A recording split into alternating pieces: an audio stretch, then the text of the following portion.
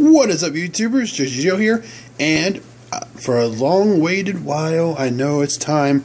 I'm now going to show you off my secret deck that I've been working on, which is known as Fool's Magic. And why is it called Fool's Magic? Plain and simple. These two cards alone tell you right there. Yes, the new deck is a Magic Tarot fusion, but a very unique and special one because I really have grown to love the Tarots. I think I like them way more than chess pieces. I feel like I can use this deck a whole lot more and win more.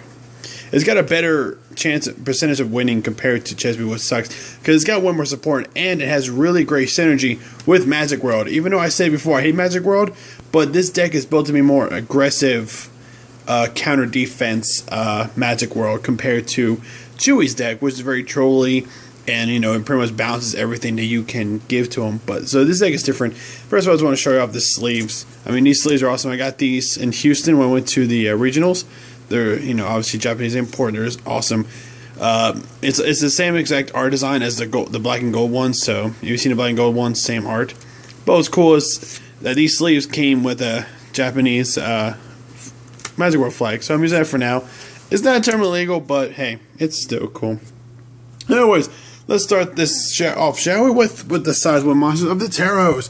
And obviously, since I'm using it with my buddy, I have 4 Fools in this deck. He's a size 1, 1000 attack power, 2000 defense, and attacks for 2.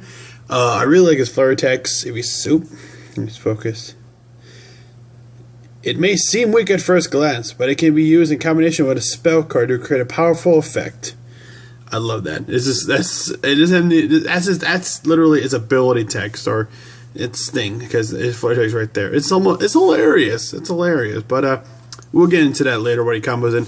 He combos really well. Size 1 does 2 damage. It really helps for making a size 1 rush field. It's awesome. And speaking of size 1s, we have here one of my favorite size 1s in this deck is Actor Knights Lovers. That's why all of these guys are Actor Knights. I'm sorry, but yes, the lovers. I'm sorry. It's great. It's 0 attack points, but has 6000 defense and hits for 1 damage. This card is awesome. I always put in my center 6000 defense. That's what I mean. This deck is really great in defense. Now the Actor Knights don't have much attack power except for this guy right here. You can see, but they really make it up in defensive powers and abilities. And this is just one of them. I only run 2 because that's all I can make room for. But it's just a great card to if I'm doing size 1 rush, this card should always be in the center. And it's just a really, really awesome card. And plus, if I show you like so many quick cards I use, weapons, it actually works really great with him. So to the last side of the size 1s for Tarots, I run 4. You can't see there. It's 4 Actor Knights the Magician. Great card. Oh, I'm not even on this card. The flare is awesome. His ability is when his card is destroyed, pay a gauge and draw. That's awesome. He's a 1/1/1/1 all the way. But this is good. Again, I use him as bait. If I draw him first hand, which I normally do, put him in the center, and boom, I just drew cards. This deck is also very draw heavy. As you can see with this card and some other cards, very, very draw heavy this deck is. And it helps my hand.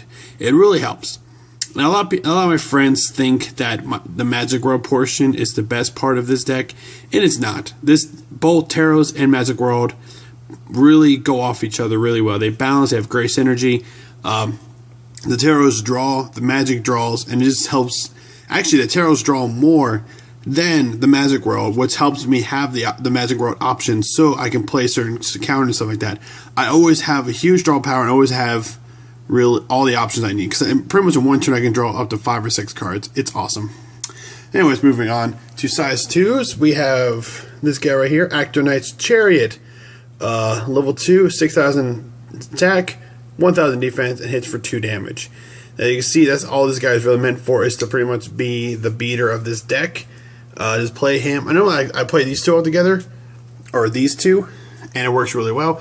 I always put him on left or right because I don't want him getting hit because he hits for huge numbers, and I barely have the link attack. I can swing in to destroy a lot of these monsters, so he's awesome. He also hits for 2. Again, that is 4 damage per turn. Anyways, moving on to my favorite size 2 of this deck, Actor Knight High Priestess. 3000 attack power, 7000 defense, and hits for 1. That's why she's good. She's the defensive card of this deck. She has come in handy so many times. I mean, she's literally like the defensive ace of this deck. Whenever I'm in trouble, I just play her. A lot of times my opponent either can attack if they have one creature or have to link attack. And pretty much have to use all 3 cards to link attack to get rid of her, and it's awesome. I don't have to do much. I just bada boom play her and then just to protect her and just end my turn easily. And moving on to size 3, so you see him, 3 Actinites the World. Now this card is awesome because he works with the Fool because of World Dominance. He has a card cost of 1, 5, 5, and 2. His ability is pay 3 gauge and then choose an Actinites the Fool from your hand and drop zone, reveal them, put them in the bottom of your deck, and you get a new turn. So it's kind of like Grandfather Clock, which my deck was originally going to be. I was going to be... sorry about that. I'm tapping the phone.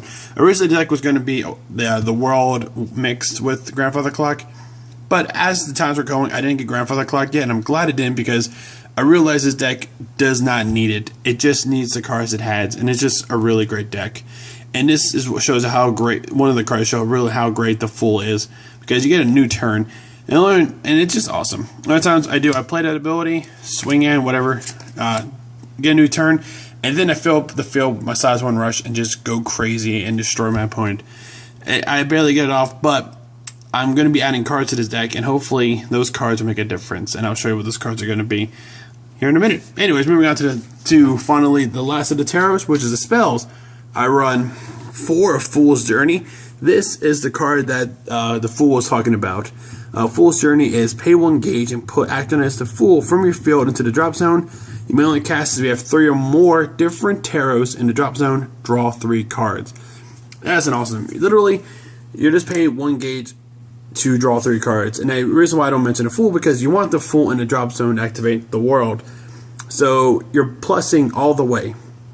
It's great. I love it. Fantastic. And next to that is a card I absolutely love. Fool's Aim to the Wilderness. If you're at 5 or less life, put the top card of your deck into the gauge and gain 1 life. Awesome. Just pure awesome. A lot of times if I'm in a tough situation, I have to take those damage. I take it, play this. I'm at 4, I can do it twice, and I just heal, engage, and that is just awesome. Now let's go ahead and move over to the Magic World portion.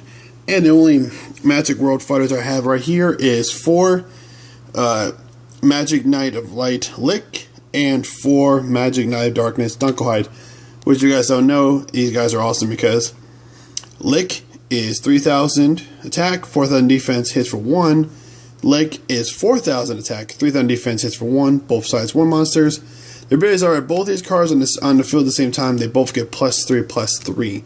So that means Lick becomes 6k, 7k defense. Dunkelhide becomes a 7k, 6k defense.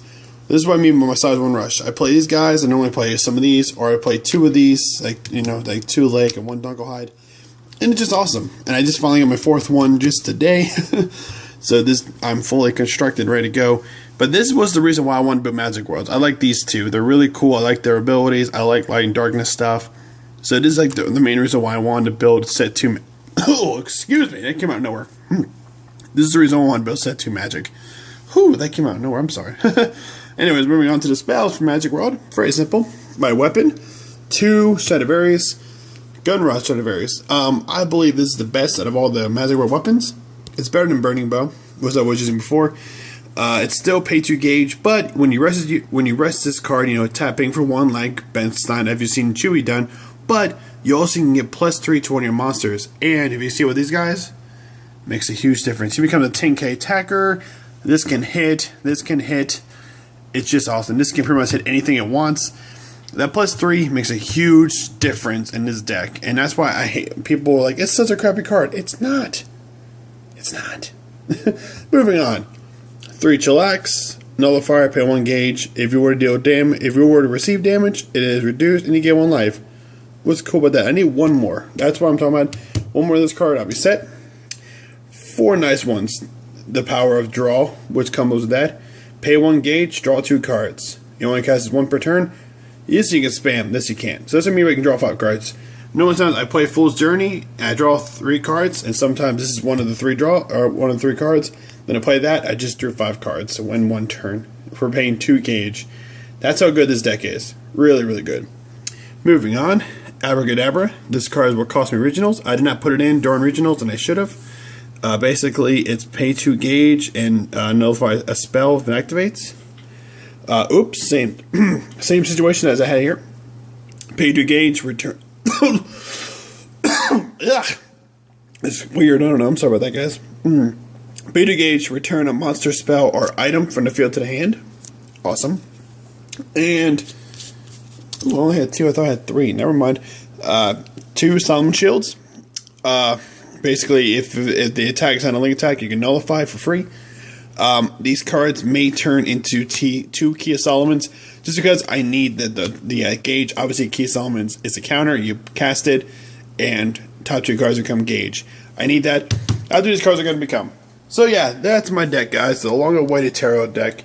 I love it. It's great. It's just getting better and better. I didn't do well in regionals, but this is after regionals, and it's constructed way better than it was during regionals. I don't remember what I had before, but this, way better version. But anyways, guys, thanks for watching my videos. Hit the subscribe button to watch more videos. Like and post a comment. I thought this video was awesome town. Follow me on Twitter. This is Jersey Joe, and signing out.